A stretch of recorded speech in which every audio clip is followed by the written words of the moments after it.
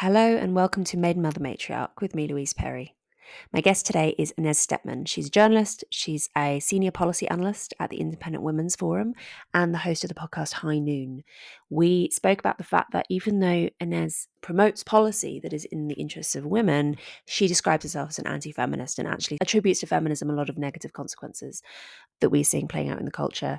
In the extended version of the podcast, we also spoke about whether or not feminism is really primarily in the interest of single women, whether or not that's a good thing, and also whether or not one ought to follow the Mike Pence rule, whether you're male or female. That extended version of the podcast is available at louiseperry.substack.com, where you can also find bonus episodes and the MMM chat community. Enjoy.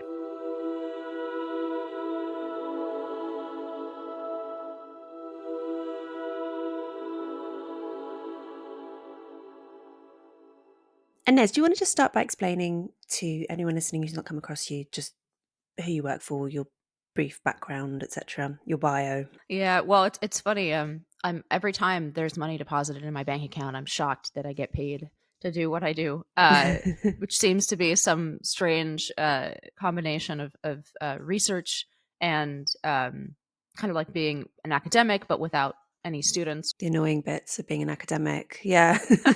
Yeah. Um, no, so I work for a great organization called Independent Women's Forum.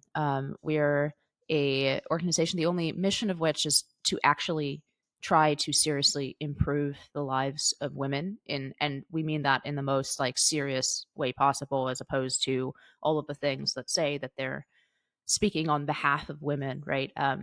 How do we make women's lives better, right? How do we make construct a society that actually does make women's lives measurably better, which you could say, I guess, is a feminist goal. But so we do it. There's a full like sort of spectrum of policies. It's kind of like it's a think tank, but we're much more media facing.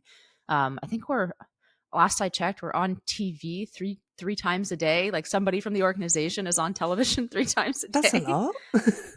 Yeah, we're only like 30 people or 40 people. So and only a certain percentage are working in policy or public facing. So I think we punch well above our weight. I think I've been really proud to be with the organization. We've come up with some creative policy.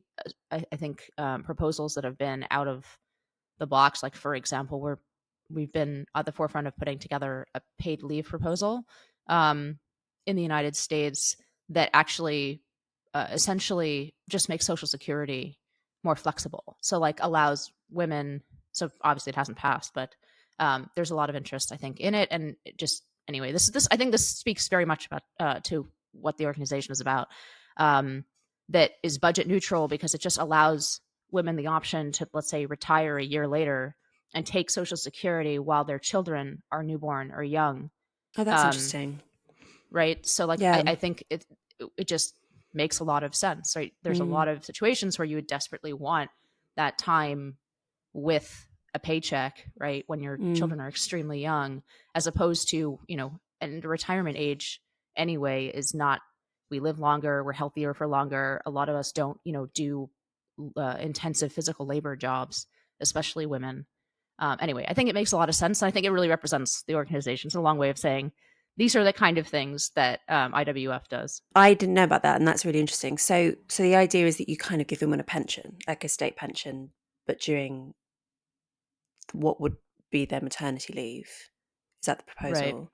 I mean, I don't really understand the American pension system necessarily, because I think perhaps it's actually more generous, but also more dependent on income than the UK system, where you just get given a flat sum pretty much as long as you've paid national insurance contributions.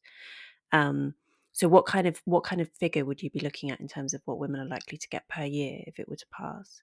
I'm sorry, I'm just grilling you immediately on like hard policy. I am a policy person, but in education and certain connected subjects in law.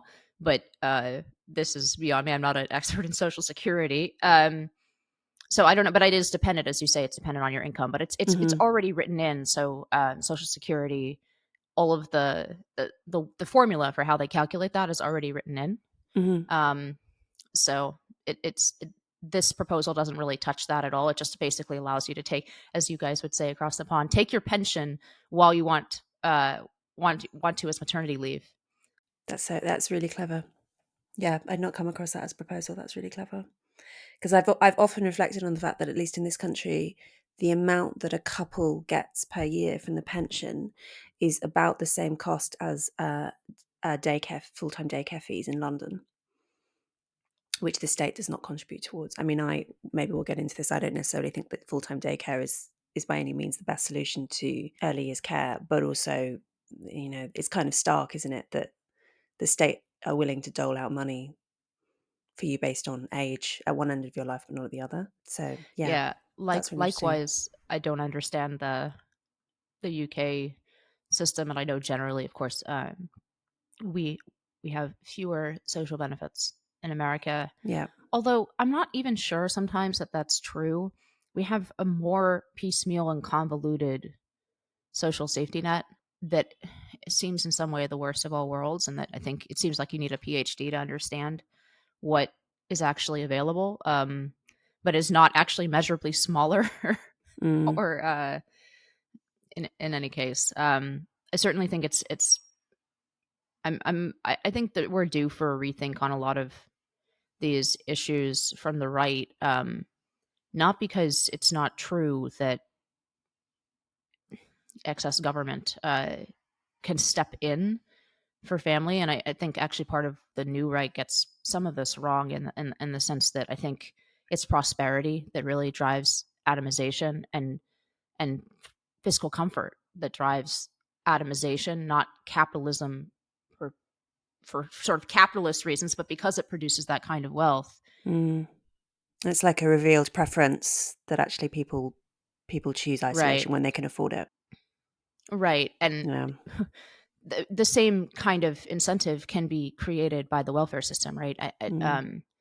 Starting Social Security in the United States, look, it relieved people of the necessity of having children to not starve in your old age, for example, right? And I'm not saying we want to go back to letting old people starve on the street, but I think one of the problems that we haven't figured out what to do to replace what incentive Yeah. towards family and community to replace the fear of destitution, because, as you say, it's a revealed preference for us. It's not always pleasant to be in a family or a relationship, right? Like it's it constrains you in a very meaningful way, and at some points that will be extremely unpleasant, even in a good, I'm talking about not abusive situations or something. Mm. I'm saying even a good family, marriage, community is going to be up in your business in ways that is not pleasant sometimes. Yeah. And so people do have this revealed preference, but then we see all of the downsides of how we've become so isolated from each other, and so individualistic, that seems to me to be the project of the modern age, is what to replace that fear of destitution that forced people together. Just like we need a replacement for faith on a societal level, we need a replacement for that kind of fear of destitution. I don't know if either one of those things is possible, but that seems to me the problem and the project of the modern age. Thank you so much for watching that episode of Maiden, Mother, Matriarch, and for all of your support. It means an enormous amount for the growth of the show. If you want to hear bonus content, an extra 20, 30 minutes of conversation with the guest, maybe a little bit more personal, a little bit less filtered, then you can go to my Substack at louiseperry.substack.com, where you can sign up for extended episodes and also bonus episodes. And you can also access our chat community. You can also support the show by subscribing on YouTube or subscribing wherever you get your podcasts, and rating and reviewing on Apple Podcasts is also really great for encouraging other people to give the show a try. Please also spread the word, tell people that you know who you think might like it to give it a shot. The word of mouth effect is really valuable, so we'd really appreciate it. Thank you so much, everyone, for listening, watching, and supporting what we're doing.